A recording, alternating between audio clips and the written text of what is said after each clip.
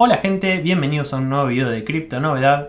Hoy voy a hacer una reseña de este libro, El pequeño libro de Bitcoin. Este libro está escrito por 8 autores que se juntaron un par de días para escribirlo. Es un libro relativamente corto, fácil lectura, relativamente rápido de leer también. La verdad que es bastante llevadero, se los recomiendo. Y ahora les voy a explicar algunas cosas que se fueron hablando en cada capítulo de este libro. Cosas que me parecieron interesantes para compartirles. En el capítulo 1 lo primero que habla es sobre qué está mal con el dinero hoy. Como los autores son de nacionalidades distintas, cada uno da su perspectiva de cómo no funciona el dinero en el país de cada uno, en distintas situaciones. Algunas de estas situaciones son inflación, control de capital, venta de datos a través de las compras, cuando uno usa la tarjeta de crédito, esos datos sobre qué compras y en dónde. Las empresas pueden vender esos datos a otras empresas que tal vez hagan publicidad específica para vos porque ya saben qué compras y en dónde.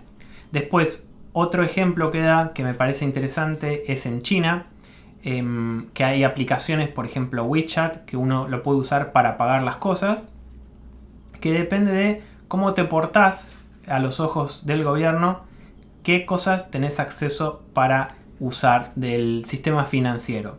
Entonces, si tal vez no estás muy de acuerdo con el gobierno de China, te empiezan a bloquear distintas cosas. Tal vez no puedes comprar pasajes, tal vez no puedes pedir un préstamo y así varias cosas que se pueden controlar todo porque es todo digital. Después también habla sobre cómo el dinero es un acuerdo social, explica cómo funciona brevemente, digamos, la moneda fiat, que es la moneda que usamos el día a día cada uno en su país, y también explica cómo la inflación genera una distribución injusta de las riquezas. Otra cosa que me pareció interesante de este capítulo es que la moneda fiat hace que sea más fácil para los gobiernos iniciar guerras y que las guerras que se inician duran más tiempo. Esto es porque los gobiernos, cuando quieren hacer una guerra o están en guerra, pueden imprimir plata y no hace falta pedirle permiso a ningún ciudadano para seguir subvencionando la guerra. En cambio, si los gobiernos no pudieran imprimir plata así de la nada y tuvieran que conseguir el dinero para subvencionar la guerra mediante impuestos, les sería mucho más complicado, ya que todos los ciudadanos tendrían que estar de acuerdo en aportar más impuestos para subvencionar la guerra. Y eso por lo general no suele ser. Entonces, sería más difícil iniciar una guerra y las guerras que se llegaran a iniciar serían bastante más cortas. Los autores dan dos casos de esto sobre la Primera Guerra Mundial, en donde Alemania y Rusia suspendieron la convertibilidad para imprimir más billetes y hacer que la guerra se alargara. Después también los autores hablan sobre otros problemas que tiene el dinero, como el control de capitales y las restricciones. Eso, si sos argentino o venezolano, lo sabes muy bien, cómo los gobiernos pueden poner control de capitales y restricciones y hacer tu vida mucho más complicada y sacarte mucha libertad. Después habla brevemente sobre el tratado de Bretton Woods, que fue un tratado entre muchos países en donde todos se pusieron de acuerdo en que cierta cantidad de dólares equivalían a cierta cantidad de oro y después todos los demás países controlaban el cambio en base al dólar.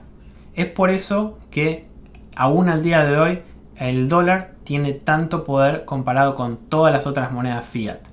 Inicialmente el dólar estaba respaldado por oro. En 1971 Nixon suspendió la convertibilidad de dólares a oro y esto creó un montón de repercusiones que todavía las vemos hasta el día de hoy.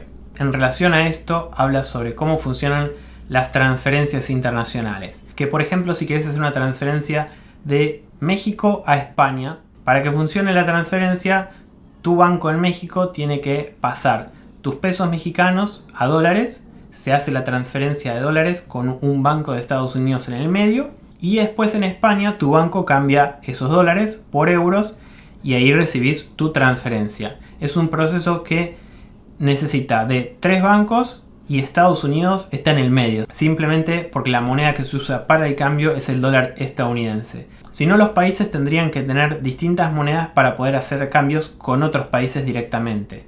Es decir, por ejemplo, México tendría que tener euros y España tendría que tener pesos mexicanos.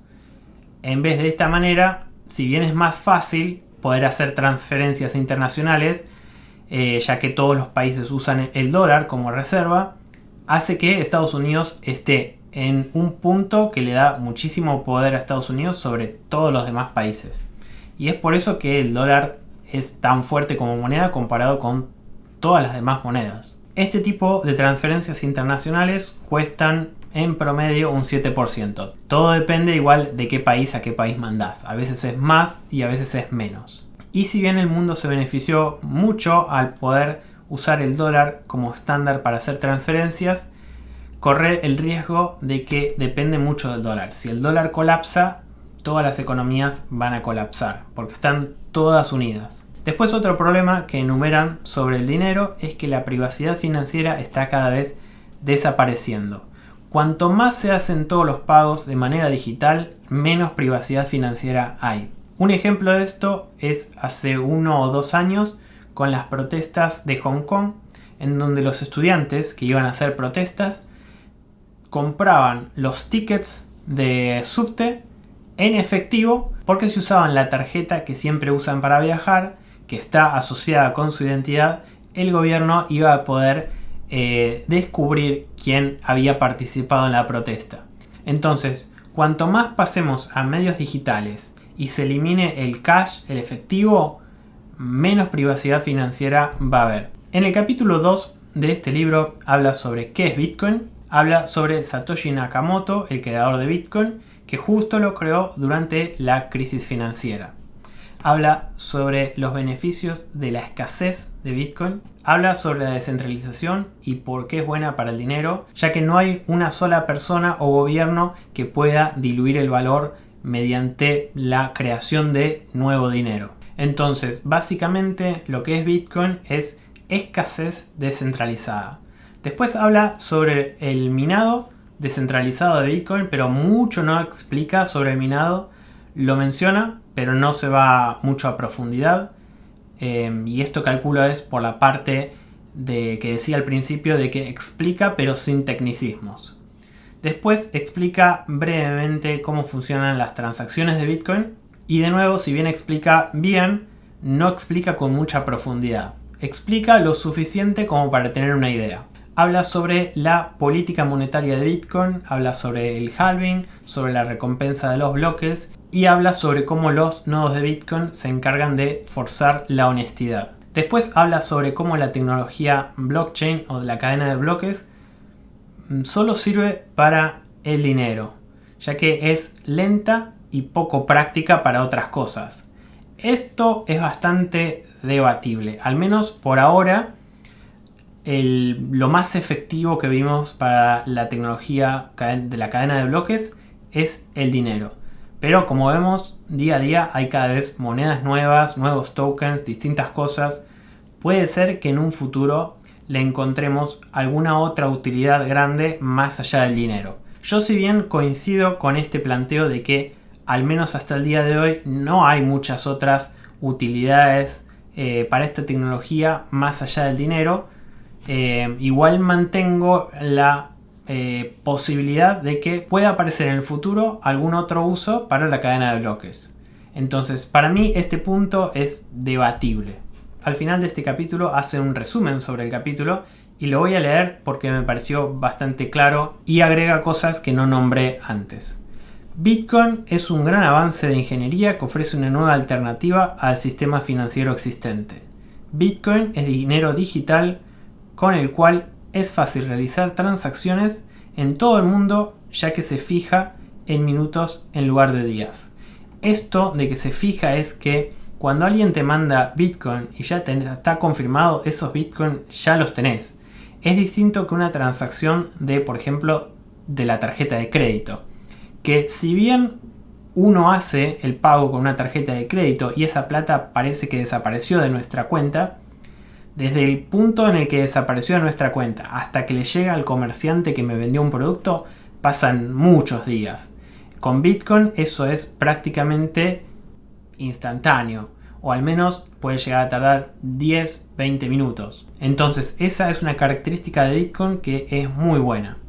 Otras cosas que dice es que Bitcoin es un activo escaso, que que protege contra la amenaza de inflación arbitraria. Bitcoin es descentralizado, lo que evita que nadie pueda censurar transacciones. Esa es otra característica muy buena de Bitcoin. Bitcoin es el único dinero digital y escaso en el mundo. Bitcoin tiene el potencial de cambiar el sistema monetario actual. Un muy buen resumen de este capítulo con frases que la verdad te hacen pensar. En el capítulo 3 habla sobre el precio y la volatilidad. Después habla el por qué tiene valor Bitcoin. Vale porque es limitado, inconfiscable y no se necesita permiso para usarlo. Esto es parecido a lo que hablaba del capítulo 2. Y es volátil porque es un mercado pequeño. Cuanto más grande sea el mercado de Bitcoin, menos volatilidad vamos a ver.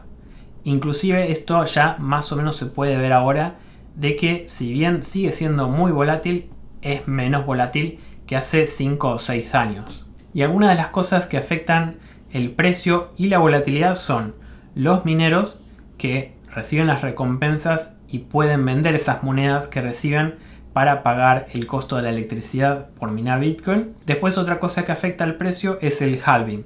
El halving es algo que se produce cada 4 años más o menos, y básicamente lo que es una reducción a la mitad de la recompensa de los mineros por resolver un bloque. Al principio, cuando se creó Bitcoin, cada minero por resolver un bloque recibía 50 Bitcoins. Después de 4 años se dividió a 25. Después de 4 años a 12,5. El año pasado, en el 2020, se dividió a 6.25. Y así cada 4 años se va a ir dividiendo. Esto es porque Bitcoin tiene una inflación programada y cada vez se reduce. Cada 4 años la inflación se reduce a la mitad. Entonces este evento, el halving, hace que haya un efecto de shock en el suministro de Bitcoin. De un día para el otro pasan de generarse 50 Bitcoins a 25. Después de 4 años de 25 a 12.5. Entonces es un shock bastante grande en el suministro. De golpe pasa a haber la mitad de Bitcoins que había el día anterior. Esto genera volatilidad. Otra cosa que crea volatilidad es el FOMO, Fear of Missing Out, que sería miedo a quedarse afuera. Y este es una cosa más psicológica de la gente, porque es gente que ve el precio de Bitcoin subir y dicen voy a comprar para no quedarme afuera. Y el precio sube más y más gente piensa de esta manera y entonces eso crea volatilidad. Por último, en el capítulo 3 vuelve a recalcar que a medida que el precio de Bitcoin vaya creciendo y haya más liquidez, la volatilidad debería de ir reduciéndose. Pero para esto falta un poco. En el capítulo 4 nos habla de por qué Bitcoin importa para los derechos humanos. Bitcoin le permite a la gente liberarse de los gobiernos y corporaciones. En países con regímenes autoritarios es una gran escapatoria. Al vos ser tu propio banco, Bitcoin te da la posibilidad de controlar tus claves privadas y es muy difícil para un gobierno expropiarte tus Bitcoin. Si bien no es imposible, es mucho más difícil que si tenés tus riquezas en un banco. Esto básicamente lo que nos dice es que con Bitcoin, uno, si está en un país autoritario, puede disponer de su dinero como quiere. Si se quiere ir del país, se puede ir del país con su dinero.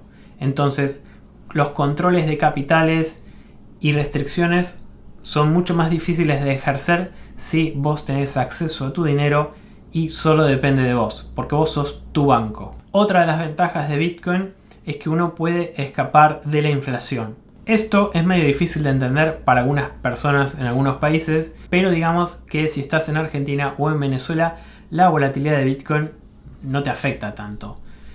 Cambiar los pesos por Bitcoin siempre fue una muy buena decisión. Y los momentos en los que la volatilidad de Bitcoin te afectó son bastante reducidos, porque el peso siempre se devalúa. Otro ejemplo que me pareció interesante es cómo Bitcoin puede ayudar a los oprimidos y los que no tienen acceso a sistemas financieros. Y un ejemplo que da es de unas mujeres en Afganistán que hacían un trabajo y el jefe no les podía pagar porque las mujeres en Afganistán, al parecer, no sé si todavía sigue siendo así, pero no pueden abrir una cuenta de banco por ellas mismas. Entonces el dueño les empezó a pagar en Bitcoin. Y esto es otra cosa que sin Bitcoin no se podía hacer antes. Y la verdad es que es una característica bastante buena. Otra de esas cosas que se pueden hacer es ayuda humanitaria. Uno puede ayudar a alguien en otro país directamente sin tener que depender de una organización. Uno puede mandar Bitcoin directamente y es una ayuda mucho más efectiva porque es mucho más directa y a la persona que le mandas esa donación o lo que sea u organización le llega mucho más directo y hay muchos menos intermediarios que vayan sacando una parte del total. Y acá vuelve a retomar un punto del capítulo anterior en donde nos dice que una sociedad sin efectivo, sin cash, es un arma de doble filo, porque si bien es práctico, se le está dando al Estado muchísimo poder sobre el dinero. Pueden hacer prácticamente lo que quieran. Entonces, una de las cosas que están buenas de Bitcoin es que a medida que se vaya pasando todo a digital, uno tiene una alternativa al efectivo y es una alternativa digital que funciona muy bien. Después recalca que Bitcoin no es privado, ya que mucha información queda registrada en la cadena de bloques.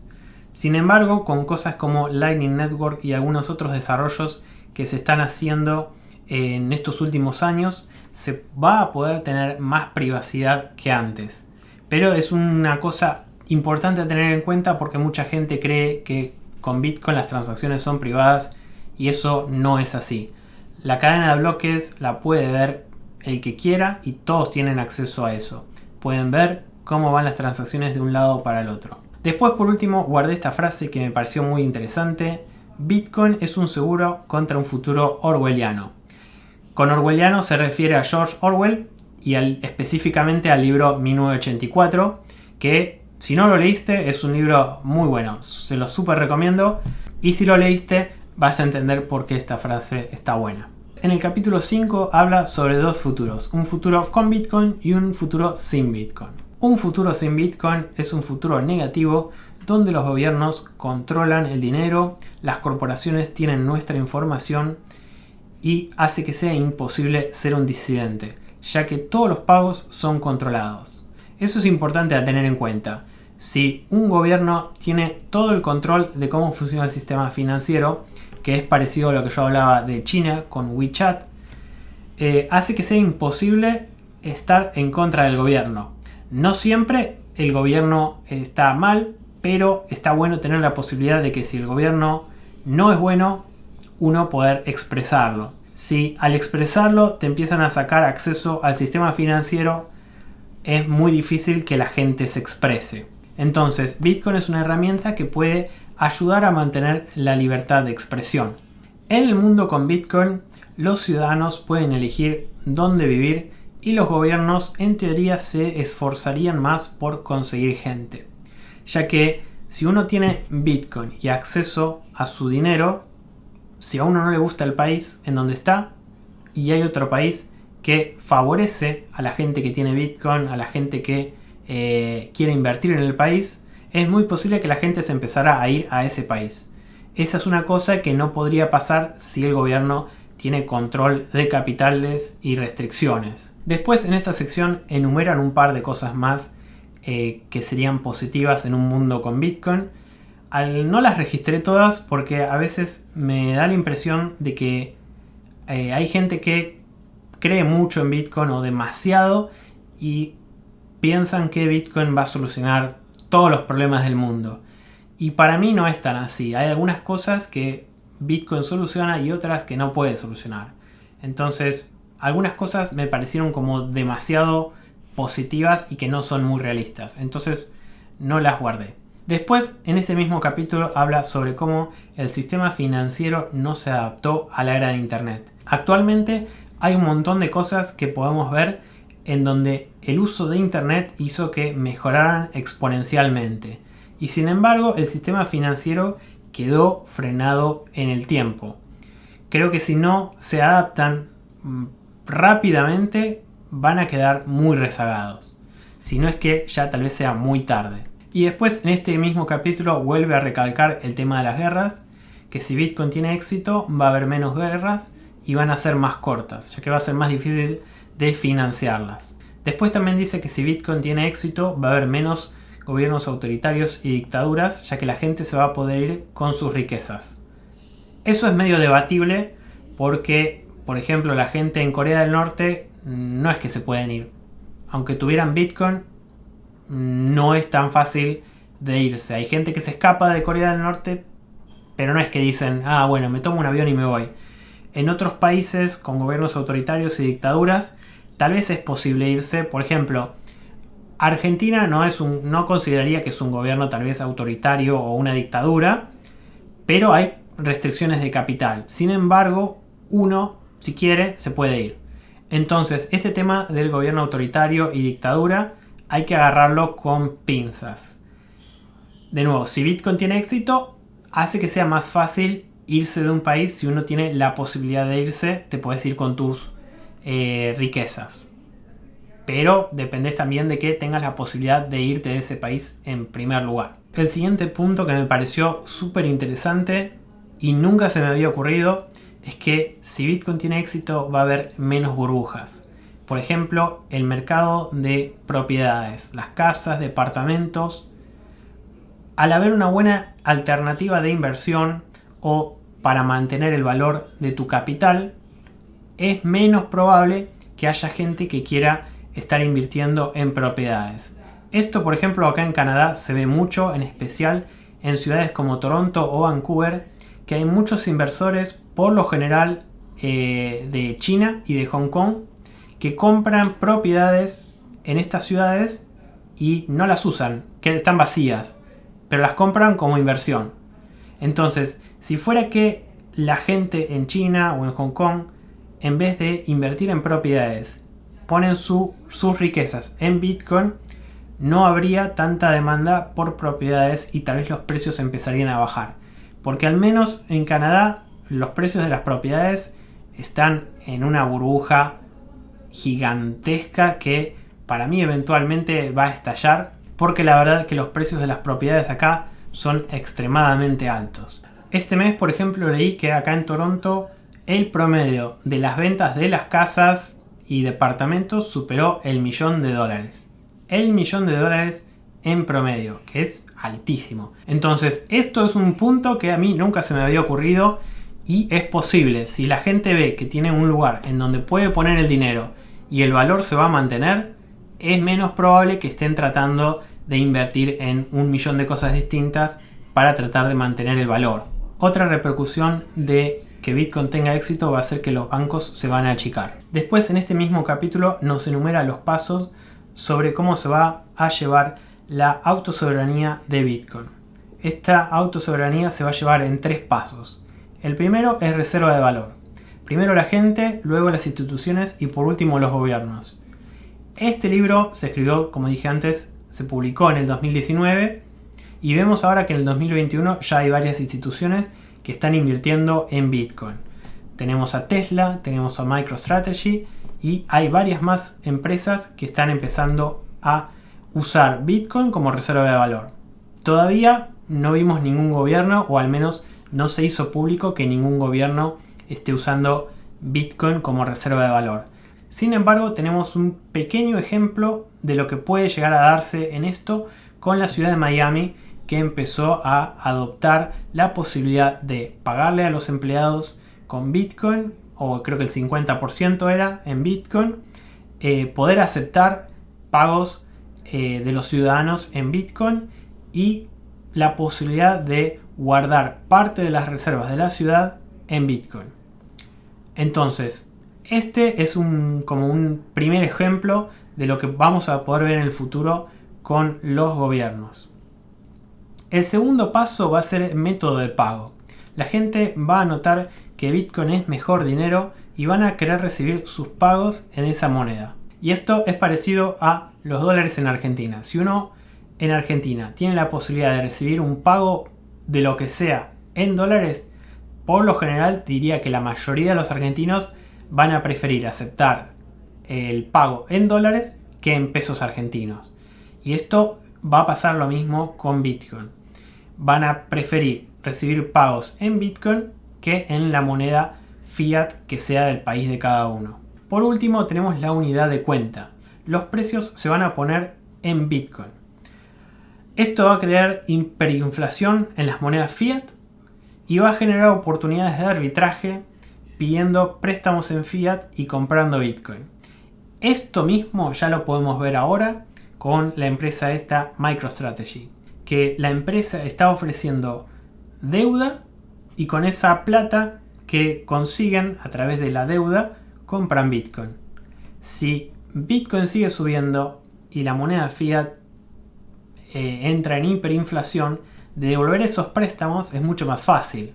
Si imaginemos que yo puedo pedir un préstamo de $100.000. Con esos $100.000 compro Bitcoin.